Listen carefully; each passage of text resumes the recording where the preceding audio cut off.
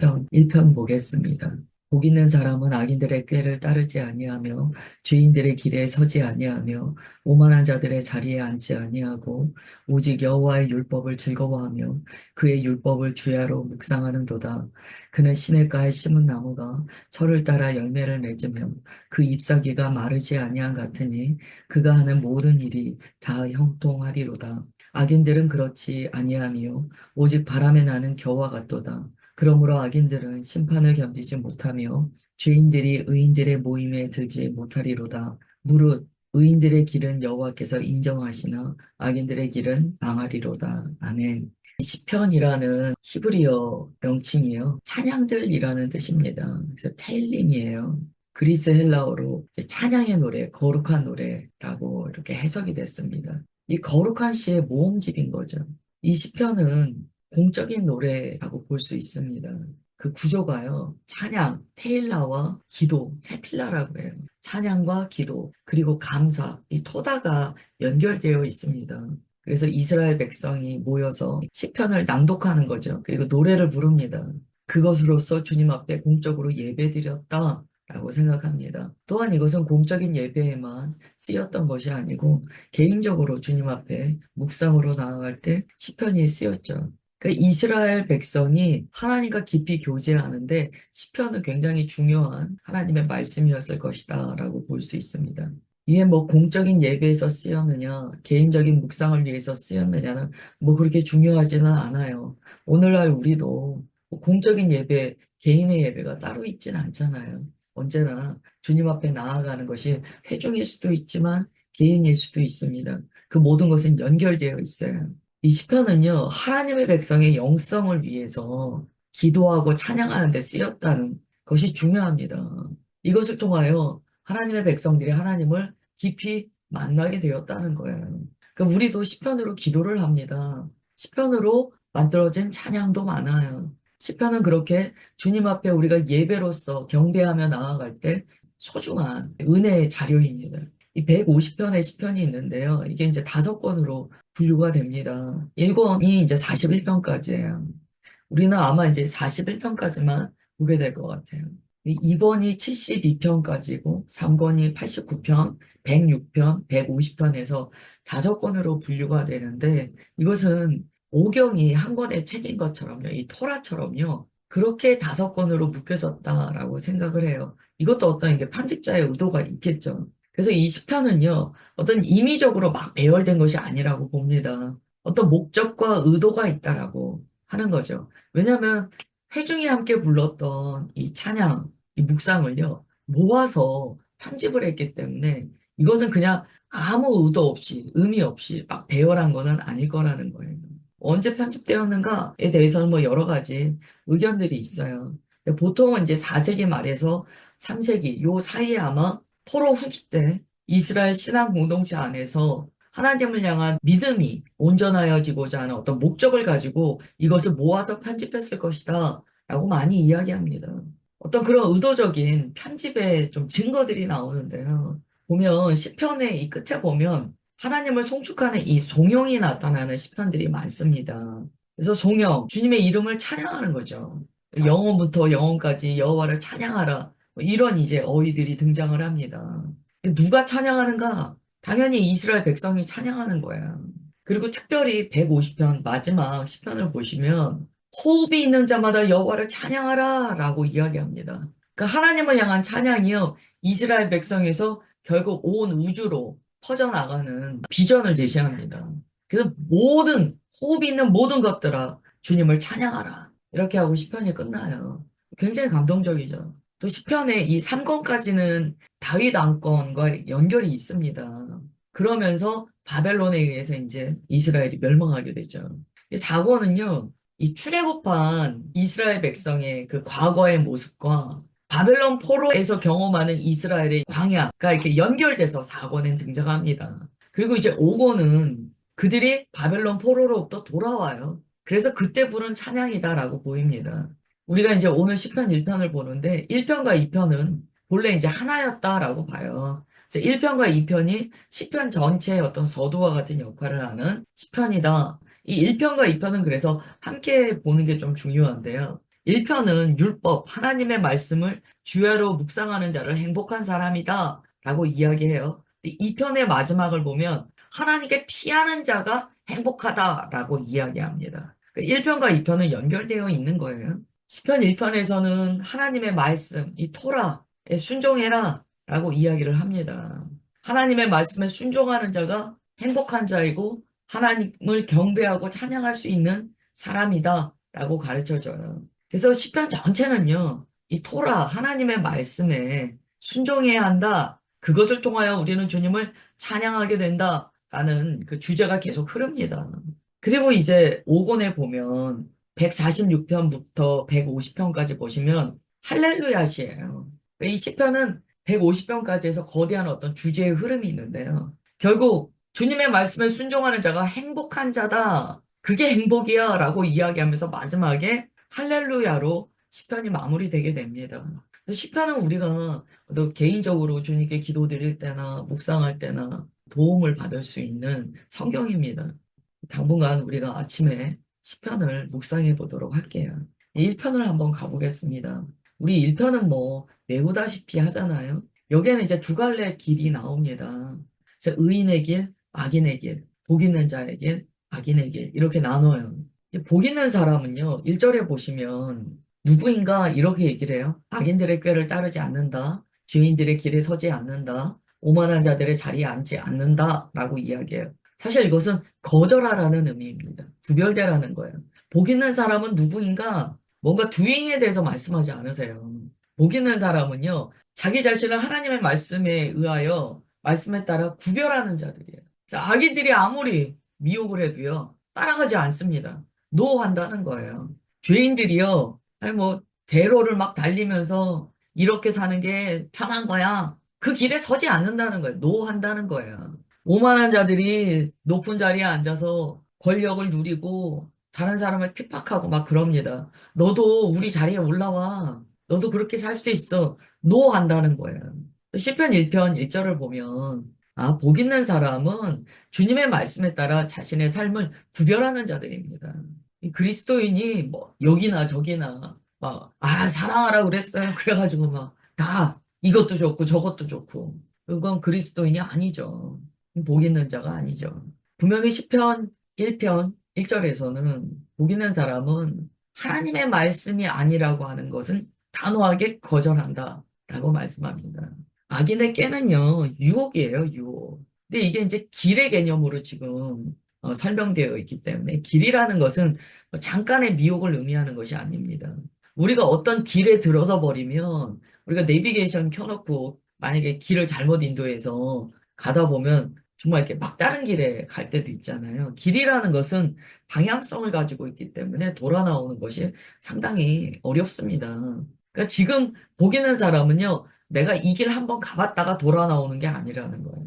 주님의 말씀에 아닌 길은요, 안 간다는 거예요. 아닌 것은 처음부터 아니라고 한다는 거예요. 이 죄라는 것은요, 오늘 이제 길에 빗대어 표현되어 있는데요. 죄라는 것은 그 길에 들어서는 것입니다. 그 죄라는 것은 계속하여 더 강해지게 되어 있어요. 처음에는 별것 아닌 것으로 분명히 죄는 시작합니다. 처음부터 막 큰 죄로 시작하지는 않아요. 우리 속담에도 바늘도둑이 소도둑 된다라고 얘기하잖아요. 작은 것부터 출발합니다. 이 작은 것들을 악인들은 주님의 말씀이 없는 자들은 거절하지 않더라는 거예요. 그 다 변명할 때 그렇게 얘기해요. 내가 처음부터 그러려고 한 생각은 아니었어요. 근데 오늘 시편 1편 1절에 따르면 복 있는 사람은 제가 처음부터 그러려는 건 아니었어요. 몰라서 그랬어요. 라는 변명이 없다는 거예요. 왜냐하면 아닌 길은 가지 않더라는 거예요. 이게 오늘 우리에게 굉장히 중요한 메시지를 줍니다. 왜 기웃거립니까? 왜 마음을 확실히 늘 정하지 않고 서성거립니다. 이것도 아니고 저것도 아니고 왜 그런 인생을 그리스도인이 삽니까? 아닌 건 아니잖아요. 뭘 아닌 거를 자꾸 합리화를 시켜서 변명을 하고 그래서 우리가 천국에 갔을 때 못하는 게 그 변명이라는 거예요. 변명. 그다음에 2절입니다. 오직 여호와의 율법을 즐거워하여 그의 율법을 주야로 묵상하는도다. 이제 복 있는 사람은요. 거절해서 끝나지 않습니다. 이제서 비로소 그가 적극적으로 능동적으로 어떠한 삶을 사는가가 나와요. 여러분 순서에도 성령 하나님의 감동하심이 있습니다. 거절할 수 있는 자가 부인도 가능한 거예요. 거절하지 못하면요, 잘못된 것에 가담할 가능성이 큽니다. 복 있는 사람은 구별하고 자신을 거룩하게 지킨다는 거예요. 그러면서 이 사람은 오직 하나님의 율법을 즐거워한대요. 하나님의 말씀을 읽는다가 아니에요. 즐거워한다입니다. 하나님의 말씀을 사랑한다는 거예요. 말씀을 억지로 읽는다고 이야기하지 않아요. 정말 사랑하는 거야. 즐거운 거예요. 밤낮으로 주님의 말씀을 묵상한다고 이야기합니다. 여기 묵상한다라는 이 하가라는 단어는요, 계속하여 반복된다는 의미를 갖습니다. 되새김과 같은 의미를 가져요. 말씀을요, 한번 내가 맛을 봤다고 끝나지 않는다는 거예요. 또 먹고 또 먹고 먹을 때마다 새로움을 느낀다는 거예요. 말씀을 묵상하고 되새기고 삶에서 실천하고 말씀 하나도 한 번 읽고 끝나지 않는다는 거예요. 머리 지식이라면 우리가 한 번 읽고 끝나겠죠. 나 알아 라고 끝나겠죠. 우리가 말씀을 나눌 때요. 나 알아라는 태도가 나오면 벌써 그건 하나님의 말씀에 대한 이 하가 묵상의 태도가 없는 사람이에요. 말씀은요. 먹을 때마다 새 맛을 주시는 능력이 있습니다. 그러니까 나 아는 말씀이야 이런 이야기 한다는 것 자체가 말씀을 묵상하지 않는다는 뜻이에요. 우리는 언제나 말씀을 처음 만나는 것처럼 대하고 그 맛에 취하게 되어 있습니다. 제가 한번 연인에 비유해 볼게요. 연인을 한 번 만났어요. 아유, 한 번 만났으니까 됐지. 두 번 만날 필요 뭐가 있어. 그건 연인이라고 이야기하지 않아요. 사랑하는 사이라고 이야기하지 않아요. 왜 자꾸 만납니까? 만날 때마다 좋으니까 만나는 거예요. 만약에 하나님의 말씀을 식상에 나 다 아는 말씀이에요. 그거는 정말 우리가 회개해야 돼요. 제가 간혹 말씀드리지만 그게 이제 망조인 거예요. 망조. 내가 하나님의 말씀을 알아. 그러면 그 사람은 그때로부터 하가가 되지 않아요. 하가가 되지 않은 사람이 어떻게 하나님의 말씀을 따라 살 수 있습니까? 2절까지가 그 내용이에요. 자기 자신을 구별하여 길이 아닌 것은 거절하고 언제나 하나님의 말씀을 사랑해서 묵상하고 또 묵상하고 먹고 또 먹고 하는 것이 복 있는 사람이다 라고 이야기합니다. 3절이에요. 그는 시냇가에 심은 나무가 철을 따라 열매를 맺으며 그 잎사귀가 마르지 아니한 같으니 그가 하는 모든 일이 다 형통하리로다 라고 이야기해요. 복 있는 사람은 열매를 맺어요. 복 있는 사람은 그 안에 생명력이 있어요. 그것을 시냇가에 심은 나무다라고 이야기합니다. 이 시냇가에 심은 나무를 딱 우리가 받을 때요. 에덴 동산의 나무를 떠올립니다. 이스라엘 공동체에서는 이 나무라는 것을 생각할 때마다 에덴 동산의 나무를 떠올립니다. 여기에서 이 나무는요, 에덴 동산의 생명나무와 연결되는 말씀이에요. 요한계시록에 12가지를 맺는 그 나무가 또 등장하잖아요. 이 성경에 있어서 이런 열매 맺는 나무는 에덴 동산에서의 생명나무와 이게 다 연결됩니다. 시냇가에 심은 나무, 에덴 동산의 그 네 줄기의 강으로부터 모든 영양분을 흡수하고 있는 나무죠. 예수 그리스도께 뿌리를 내린 나무예요. 요한복음에 나오는 그런 포도나무예요. 그렇다면 이 뿌리가 영양분을 주님으로부터 받는데 오늘 시편에서는 특별히 그 영양분을 토라, 말씀으로부터 얻는다라고 가르쳐 주는 거예요. 시편 1편은요, 주님의 말씀이 우리를 능히 자라게 하시는 생명의 모든 원천이다라고 가르쳐 주는 거예요. 시냇가에 심겨져 있습니다. 주님의 말씀에 심겨져 있어요. 그 철을 따라 열매를 맺더라는 거예요. 그 잎사귀가 마르지 않더라는 거예요. 신앙생활에서 우리가 왜 고갈됩니까? 그 어떠한 상황이라도요. 시냇물에 맞닿아 있는 나무처럼 주님의 말씀으로부터 영양분을 얻는다면 고갈되지 않을 수 있죠. 어떤 사람이 너무 피곤해요. 가만히 봤더니 이 사람이 며칠 동안 밥을 안 먹었어요. 뭐 해야 됩니까? 밥을 먹여야 되잖아요. 우리가 고갈됐을 때 이유를 다른 데서 찾으시면 안 돼요. 주님의 말씀이 내게 충분하지 않구나 라는 것을 먼저 감각해야 됩니다. 그 말씀이 정말 내게 생명으로 역사되기까지 성령 하나님으로부터 그 말씀을 받아 우리가 생명수를 꿀떡꿀떡 마셔야 돼요. 이 철을 따라 열매를 맺는다라고 되어 있어요. 계절 따라 과실을 맺더라는 거예요. 이건 질서 있는 삶을 의미하죠. 우리가 주일에 나눴습니다. 하나님께서는 모든 것을 때를 따라 아름답게 창조하셨다고 말씀하셨어요. 철을 따라 열매를 맺는다는 거예요. 겉으로 봤을 때 겨울은 메마르고 가을은 다 낙엽 떨어지고 생명이 다하는 것 같지만 놀랍게 가을은 결실의 계절이라고 이야기합니다. 왜 떨어지는 낙엽만 봅니까? 얼마나 결실이 많은 계절입니까? 철을 따라 열매를 맺는다는 것은 각 계절마다 하나님께서 주신 은혜가 그에게 복 있게 질서 있게 임하더라는 거예요. 아, 나는 지금 인생의 계절이 다 고갈되는 계절이에요. 나는 다 메말랐어요. 시편 1편은 그렇게 말씀하지 않아요. 하나님께서는 철을 따라 열매를 맺게 하시는 하나님이시다. 그 우리의 고갈은 무엇 때문인가를 봐야 돼요. 자꾸 외부의 환경에 탓해서는 안 됩니다. 여기 잎사귀가 마르지 않는다라고 선언하는데요. 이것은 복 있는 자는요, 어떤 외부적인 환경에 흔들리지 않는 지속적인 생명력을 경험하게 된다는 거예요. 형통함이 그러면 무엇입니까? 잘 먹고 잘 사는 게 형통이 아니죠. 여기서 형통이라고 말씀해요. 이것은 하나님의 말씀 안에서 열매를 맺는 삶의 복을 의미합니다. 우리가 생각하는 잘 먹고 잘 살고 돈 많이 벌고 유명해지는 복이 아니에요. 주님의 말씀으로 말미암아 시냇가에 심은 나무가 철을 따라 열매를 풍성하게 맺으며 잎사귀가 마르지 아니한 것처럼 언제나 그 안에 생명력이 넘치는 복이에요. 그게 형통이다라고 가르쳐 줍니다. 그래서 우리의 삶에 이 형통의 복이 있는가를 봐야 돼요. 이 토부에는 이 형통의 의미가 담겨 있습니다. 우리에게 그것이 있는가를 봐야 돼요. 주님의 토부교회는 말씀에 헌신합니다. 4절과 5절에 보면 악인들은 그렇지 않다는 거예요. 악인들은요, 시냇가에 뿌리를 내리고 있지 않아요. 그러니까 어떻게 됩니까? 뿌리가 없어요. 그래서 막 바람에 나는 겨와 같다는 거예요. 바람이 조금만 불면 다 날아가더라는 거예요. 그게 악인이에요. 바람이 안 불면 이게 겨인지 알곡인지 어떻게 합니까? 바람 불어보면 안다는 거예요. 주님께서 바람을 왜 부십니까? 우리의 비루함을 어떻게 보면 좀 스스로 깨달으라고 부실 때도 있는 거예요. 바람 부니까 그냥 바람에 나는 것처럼 마음이 다 흩어져 버려요. 그러면 알아야 돼요. 아, 내가 시냇가에 심은 나무와 같이 주님께 뿌리를 내리고 있지 않았구나. 바람이 불 때마다 날아가는 겨라면 그가 어떻게 복 있는 자가 되겠습니까? 이런 사람은요, 심판을 견디지 못한대요. 왜요? 뿌리가 주님께 내려 있지 않으니까. 하나님의 심판을 피하지 못한다는 거예요. 여기에 이제 중요한 진리가 나옵니다. 세상에서 구별되지 않아요. 이거나 저거나 다 예스해버려요. 아, 이것도 좋아요. 저것도 좋아요. 도무지 말씀을 기준하여 자기 자신을 구별하고 거절할 줄 몰라요. 하나님의 말씀을 사랑해서 기뻐하지도 않아요. 그러면 하나님의 심판 견디기 어렵다. 그게 오늘 말씀이 가르쳐 주시는 진리입니다. 6절을 보면 이렇게 말씀하세요. 무릇 의인의 길은 여호와께서 인정하신대요. 악인의 길은 망한다. 이게 하나님께서 말씀하시는 명확한 진리입니다. 하나님의 말씀을 따라 사는 삶은요, 애매모호하지 않다는 거예요.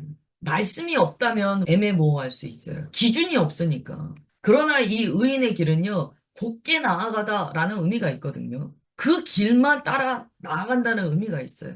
근데 어떻게 주님의 말씀에 따라 인도함을 받는 길을 다른 길과 착각할 수 있느냐는 거예요. 죄인의 길이 너무 명확한 거예요. 열매가 다르잖아요. 열매가. 그래서 시편 1편은 우리에게 이렇게 질문해요. 지금 당신은 어느 길 위에 서 있습니까? 삶의 방향성이 어디로 나아가고 있습니까? 당신은 무엇으로부터 기쁨을 얻고 있습니까? 이런 질문을 해요. 아우, 저는 그냥 막 돈이 기쁨이더라고요. 저는 막, 뭐 좋은 집에 사는 게 기쁨이더라고요. 뭐. 지금 그리스도인이 그런 대답할 때가 아닌 거예요. 저는 주님의 말씀이 저의 기쁨입니다. 저는 주님의 말씀을 사랑합니다. 그런 대답을 듣기 원하시는 거예요, 하나님께서. 우리가 무엇을 따라가며 또한 우리가 말씀에 따라 어떤 것을 명확히 거절하고 있으며 내 삶의 뿌리는 어디에 내려 있는가? 그걸 이제 주님께서 질문하고 계세요. 여러분, 우리가 주님의 말씀의 나무로 자라나야 됩니다. 쑥쑥 자라나야 돼요. 주님의 말씀으로 영향을 얻는 나무로 자라나야 돼요. 다른데 기웃기웃 해봤자 생명이 없어요. 기도하겠습니다. 하나님, 이제 시편으로 내 아침에 주님의 거룩한 말씀을 받습니다. 주님, 오늘 말씀과 같이 불의한 것을 거절하고 주님의 말씀만을 사랑하는 우리가 되게 하옵소서. 또한 오직 주의 말씀에 뿌리를 내린 나무가 되게 하사 주님께서 기뻐하시는 열매 맺는 삶이 되게 하시고 주님으로부터 날마다 생명을 얻어 잎이 사시사철 푸른 주님의 나무 되게 하옵소서. 예수 그리스도 생명나무 우리 안에 거하시오니 주님과 같이 생명이 충만한 주의 나무 되게 하옵소서. 주님 그렇게 오늘 함께하는 자녀들 축복하여 주시는 것 믿사오며 사랑하는 주 예수 그리스도의 이름으로 기도드리옵나이다. 아멘.